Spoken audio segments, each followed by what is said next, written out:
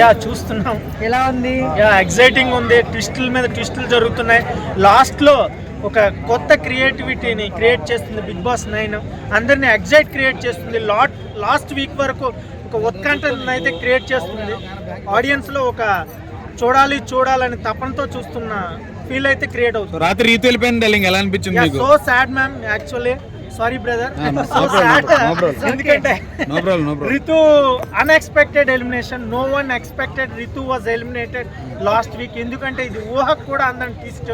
Big boss లో ఒక biggest twist ఏదైనా ఉందంటే రితు ఎలిమినేషన్. ఎందుకంటే రితుని టాప్ 5 లో చూద్దామని మన ఆడియన్స్ అందరూ ఎంతోగానో ఎక్స్పెక్ట్ చేశారు. కానీ ఇది అన్ఎక్స్పెక్టెడ్ గా రితు ఎలిమినేషన్ అయిపోయి బిగ్ బాస్ ఒక బిగ్ ఛాలెంజ్ గా ఆడియన్స్ కి ఇచ్చేసి ఎలిమినేషన్ చేసింది. యాక్చువల్ గా సుమన్ శెట్టి గారు, సంజన గారు ఎలిమినేషన్ అవ్వాలి. ఈవెన్ రితు ఫ్యామిలీ అండ్ రితుకే షాక్ క్రియేట్ చేసింది. కంటెస్టెంట్ కి ఎలిమినేషన్ అవ్వడం షాక్ అనేది ఇదే ఫస్ట్ సార్ అని నా ఫీలింగ్.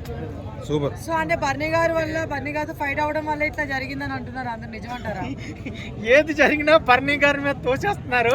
ఎందుకంటే బర్నీ గారు రీజాయిన్ అయ్యారు బిగ్ బాస్ 9లో. పాపం అతను అనాథగా ఉన్నాడని, నెక్స్ట్ ఇన్నోసెంట్గా ఉన్నాడని, హ్యాండ్సమ్గా ఉన్నారని, నాగబాబు గారు సపోర్ట్ ఉందని ప్రతి ఒక్కరు బర్నీ గారి మీద అన్నీ తోస్తున్నారు. తప్పది. బర్నీ గారు కూడా ఒక కసి మీద గేమ్ ఆడుతున్నారు. నేను కూడా కప్పు కొట్టాలనే ఒక తాపత్రయంతో బర్నీ గారు ఉన్నారు. డెఫినెట్గా ఆయన టాప్ 5 లో ఉండాలని నేను కోరుకుంటున్నాను. ఎందుకంటే బర్నీ గారు ఆనెస్ట్ పర్సన్.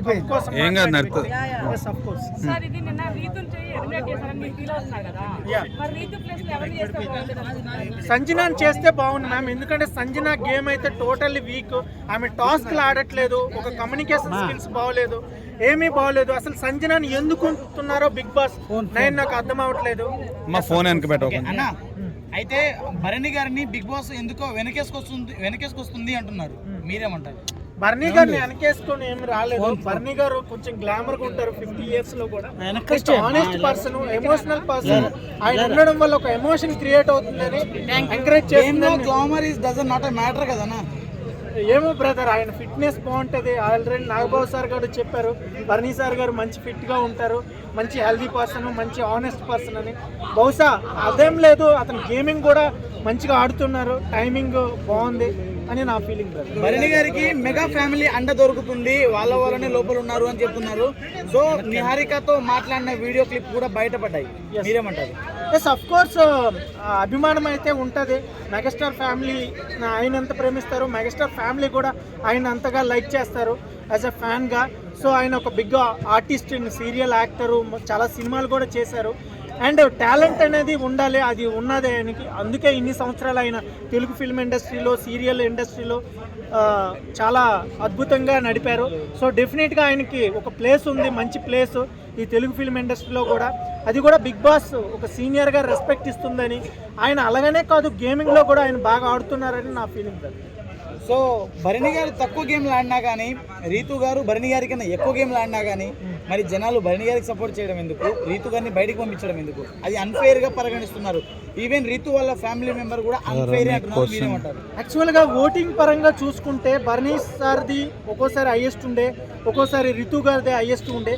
బట్ బర్నీ గారు is not a target to eliminate Rithu ఎలిమినేట్కి బర్నీ గారికి ఎటువంటి సంబంధం కూడా లేదు. Rithu concept is different and Barni sir concept is different. Barni గారిని ఎందుకు ఇందులో లాగుతున్నారో కూడా నాకు తెలియదు. బట్ రితు అన్ఫెయిర్ ఎలిమినేషన్ అది పక్కా, నేను కాదన్ను. ఆమె ఎలిమినేషన్ అవ్వడానికి ఛాన్సెస్ తక్కువగానే ఉండే, కానీ ఫైనల్గా ఎలిమినేషన్ అయిపోయింది.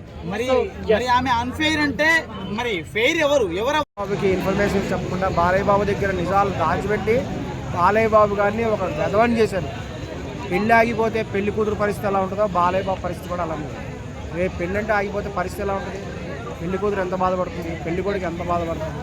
28 కోట్లు లేవంటారా మరి బాలయ్య బాబు దగ్గర? 28 కోట్ల దగ్గర అయిందంట ఇష్యూ. 28 కోట్లు అనేది ఆ సంస్థ, ఇప్పుడు 14 రీల్స్ అనేటువంటి సంస్థ 28 కోట్లు లేనప్పుడు 200 కోట్లు పెట్టి సినిమా ఎలా తీశారు? అదే కదా, ఇదే ఇప్పుడు పెద్ద ప్రశ్న. ఇది ఖచ్చితంగా వాళ్ళ దగ్గర ఉన్నాయి.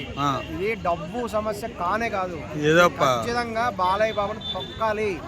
Balayya Babu pan India star అవుతాడు అనే ఉద్దేశంతో, Balayya Babu pan India star కాకూడదు అనే ఉద్దేశంతో తొక్కడానికి జరిగిన కుట్ర ఇది. ఎందుకంటే ఈ విషయం తెలుగు సినిమా ప్రొడ్యూసర్లు ఖచ్చితంగా తెలుసు. మద్రాసులోనే ఎందుకు వేశారు సార్ కోర్టులో? అవును, వీళ్ళంతా తెర వెనుక ఉండి, ఎందుకంటే ఇక్కడ కనుక కేసు వేస్తే ఇప్పుడు బాలయ్య బాబు అభిమానులు బుల్డోజర్ తీసుకొని కేసు వేసిన వాడు ఇల్లు పడగొడతారు. అందుకనే కావాలని ప్లానింగ్ గా మద్రాసులో వేశారు. ఇదేంటంటే దీని వెనక తెలుగు ప్రముఖ నిర్మాతలు ఉన్నారు. దిల్ రాజు గారికి తెలుసు. దిల్ రాజు గారు దాదాపు కొన్ని దశాబ్దాలుగా సినిమా ఫీల్డ్ లో ఉన్నారంటే ఆయన తెలియదు ఆ కేసు వేస్తాడని. తెలుసు, ఖచ్చితంగా దిల్ బాబు తెలుసు, మెగాస్టార్ చిరంజీవి గారికి తెలుసు, వీళ్ళందరికీ తెలుసు. కావాలనే ఉద్దేశపూర్వకంగా బాలయ్య బాబుని నవ్వుల పాలు చేయడానికే. బాలయ్య బాబు రియల్ గా పాన్ ఇండియా సినిమా ఇది. పాన్ ఇండియా సినిమా అఖండ 2 బాలయ్య బాబు తొక్కేయాలి, ఆ స్థాయి రిలీజ్ అవ్వకూడదు, అటువంటి ఎటువంటి రికార్డ్స్ కూడా బాలయ్య బాబు ఉండకూడదు అనే ఉద్దేశంతో ఈ సినిమాని కూడా తొక్కేసడానికి కేసు వేయించారు. ఎనభైనగా ఉండి కేసు వేయించారు. సో బాలయ్య బాబు గారు ఫ్యాన్స్ ఏం చేయలేరంటారా? అంటే బాలయ్య బాబు గారి ఫ్యాన్స్ ఇప్పుడు ఆగ్రహంతో ఉన్నారు. ఖచ్చితంగా కూడా దీని ఎఫెక్ట్ చూపిస్తారు. ఎవరిని వదిలేదే లేదు, బాలయ్య ఫ్యాన్స్ తగ్గేదే లేదు. దీని గురించి క్లియర్ గా కూడా చూస్తున్నారు తెర వెనక ఎవరున్నారని. వాళ్ళ మీద త్వరలో కూడా బుల్డోజర్ తీసుకుని బాలయ్య బాబు అభిమానులు ఖచ్చితంగా వెళ్తారు. సో సినిమాకి ఏమైనా ఎఫెక్ట్ పడే ఆప్షన్ ఉందంటారా? అదేమి ఉండదంటారా? సినిమాకి ఎఫెక్ట్ పడుతుంది, సినిమాకి ఖచ్చితంగా ఎఫెక్ట్ పడుతుంది. ఎందుకంటే ఆ యొక్క కొంతమంది యొక్క మనోభావాలు కూడా దెబ్బతింటాయి. ఇప్పుడు అంత హిట్ అవ్వాల్సినటువంటి సినిమా కూడా సడన్ గా ఆగిపోయిందంటే చాలా మంది మనోభావాలు కూడా దెబ్బతింటాయి. దీనివల్ల ఇంకేమైనా ఉందా దీని వెనక అనేటువంటి అనేక ఆలోచనలు కూడా వచ్చే అవకాశం కూడా ఉంది. సో దీని ప్రభావం కూడా నెక్స్ట్ జనవరిలో వచ్చేటువంటి చిరంజీవి గారి సినిమా మీద కూడా పడుతుంది. ఖచ్చితంగా కూడా చిరంజీవి గారి వరప్రసాద్ సినిమాకి, ప్రభాస్ గారి సినిమా మీద కూడా ఎఫెక్ట్ పడుతుంది. బాలయ్య బాబు గారు మటుకు ఈ యొక్క ద్రోహుల్ని వదిలే క్వశ్చన్ అయితే లేదు. అభిమానులు కూడా ఎవ్వరు వదలరు. దీని గురించి చాలా స్పష్టమైనటువంటి వెనక రీసెర్చ్ జరుగుతుంది. దీని వెనక ఎవరున్నారు, కరెక్ట్ గా ఎదుగుతున్నారు. కరెక్ట్ పర్సన్ గా దొరికినట్టయితే మటుకు చిరంజీవి గారిని కూడా వదలరు. ఈవెన్ దిల్ రాజు గారిని కూడా వదలరు. అందుకే దిల్ రాజు గారు కూడా వచ్చే బాంబే పారిపోతున్నాడు. దిల్ రాజు గమనించండి, బాంబే ఇక్కడ ఉండట్లేదు. దిల్ రాజు ఏంటంటే ఏదో సినిమా షూటింగ్ అని చెప్పి బాంబే పారిపోతున్నాడు. ఇప్పుడు వెళ్ళి కొన్ని నెలల దాకా రానని చెప్తున్నాడు. మరి ఎందుకు ఇప్పుడు సడన్ గా దిల్ రాజు గారు పారిపోవాల్సిన అవసరం ఏంటి? మరి అఖండ 2 సినిమా ఆగిపోవడానికి దిల్ రాజు బాంబే పారిపోవడానికి మధ్యాహ్నం సంబంధం ఉందా అనేది కూడా గమనించాలి. మరి ఇప్పుడు అకస్మాత్తుగా దిల్ రాజు బాంబేకి ఎందుకు వెళ్ళిపోతున్నాడు? అదే కదా, దిల్ రాజుకి ఏదో సినిమా ఉంది, హిందీ సినిమా తీయాలని చెప్పి అఖండ 2 సినిమా ఆగిపోయిన సమయంలోనే దిల్ రాజు గారికి హిందీ సినిమా గుర్తొచ్చిందా? మరి దిల్ రాజు గారు పారిపోతున్నారంటే దీని వెనక కూడా అఖండ 2 సినిమా ఆగిపోవడానికి వెనక దిల్ రాజు గారు అదృశ్య హస్తం ఉంది. ఆయన డైరెక్ట్ గా చేయమైనప్పటికి కూడా తెర వెనుక దిల్ రాజు గారి హస్తం కూడా ఉంది. ప్రముఖ తెలుగు సినిమా హీరో హస్తం ఉంది. ఇవన్నీ కూడా బాలయ్య బాబుని తొక్కివేయాలి. బాలయ్య బాబుని pan India cinema hero Balayya Babu కావద్దు.